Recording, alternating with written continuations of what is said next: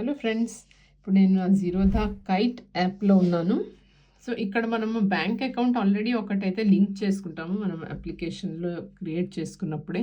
So ఇంకొక bank account add చేయాలంటే అది ఎలా చేయాలో తెలుసుకుందాము. సెకండరీ బ్యాంక్ అకౌంట్ ఎలా యాడ్ చేయాలో అనేది.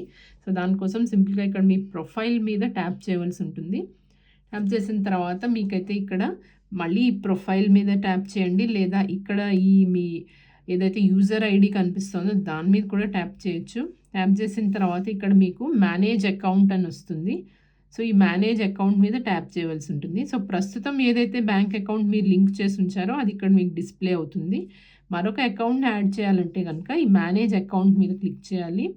క్లిక్ చేసి తర్వాత ఇక్కడ ఏదైతే మీ యారో మార్క్ కనిపిస్తుంది కదా, దాని మీద క్లిక్ చేస్తే ఇక్కడ మీకు బ్యాంక్ అనే ఆప్షన్ వస్తుంది. థర్డ్ ఆప్షన్ బ్యాంక్ ఉంది. సో ఆ బ్యాంక్ మీద ట్యాప్ చేస్తే మీకు ఆల్రెడీ ఎగ్జిస్టింగ్ బ్యాంక్ అకౌంట్ ఏదైతే ఉందో అది కనిపిస్తుంది. సో దాని పక్కనే మీకు ప్రైమరీ అని కూడా డిస్ప్లే అవుతుంది. సో మీకు సెకండ్ బ్యాంక్ అకౌంట్ యాడ్ చేయాలంటే యాడ్ బ్యాంక్ అకౌంట్ మీద క్లిక్ చేయవలసి ఉంటుంది. సో ఇప్పుడు మీకు ఇక్కడ అకౌంట్ నంబర్ అనేది ఎంటర్ చేయాలి. 2 సార్లు సేమ్ అకౌంట్ నెంబర్ ఏదైతే ఉందో అది ఇక్కడ 2 సార్లు ఎంటర్ చేయాలి. అలాగే ఐఎఫ్ఎస్సి కోడ్ కూడా ఎంటర్ చేయాలి. అలాగే మీకు ఇక్కడ 2 టిక్ బాక్సెస్, చెక్ బాక్సెస్ అయితే ఇక్కడ కనిపిస్తున్నాయి. So set as primary. So already ఒక ప్రైమరీ అకౌంట్ ఉంది, కానీ దాన్ని డిలీట్ చేసి మీరు అది కాకుండా, డిలీట్ అని కాదు, సో అది కాకుండా మీరు ఇప్పుడు ప్రస్తుతం మీరు క్రియేట్ చేస్తున్న అకౌంట్ని ప్రైమరీగా సెట్ చేయాలంటే కనుక దీంట్లో టిక్ చేయవలసి ఉంటుంది. అలాగే కింద ఒక డిక్లరేషన్ అయితే ఉంది. సో దాని మీద కూడా ఇక్కడ మీరు టిక్ చేయవలసి ఉంటుంది. టిక్ చేసి మళ్ళీ ఇక్కడ సెండ్ ఓటీపీ అంటే కనుక మీకు ఈమెయిల్కి కానీ మొబైల్కి కానీ ఓటీపీ అనేది మీరు రిసీవ్ చేసుకోవచ్చు. సో ముందుగా అకౌంట్ నెంబర్ అనేది నేను క్విక్గా ఎంటర్ చేసేస్తాను.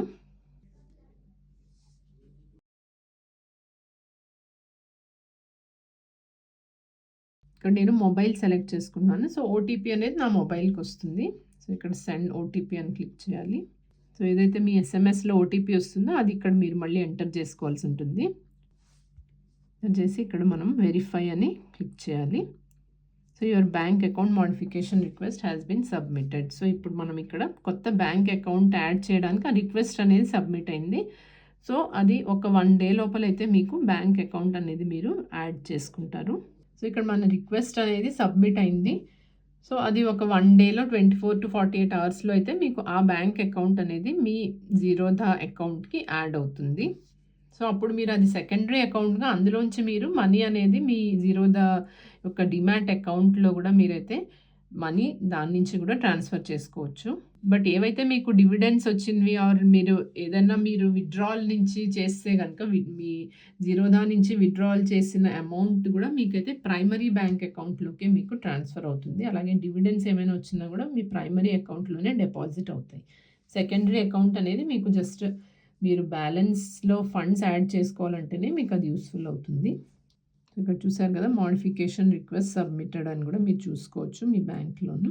ఈ విధంగా మనమైతే కొత్త బ్యాంక్ అకౌంట్ అనేది డిమాట్ అకౌంట్లో జీరోదాలో మనం యాడ్ చేసుకోవచ్చు. ఈ వీడియో కనుక మీకు యూస్ఫుల్గా అనిపిస్తే లైక్ చేయండి, అలాగే ఛానల్కి సబ్స్క్రైబ్ చేసుకోండి. Thank you friends.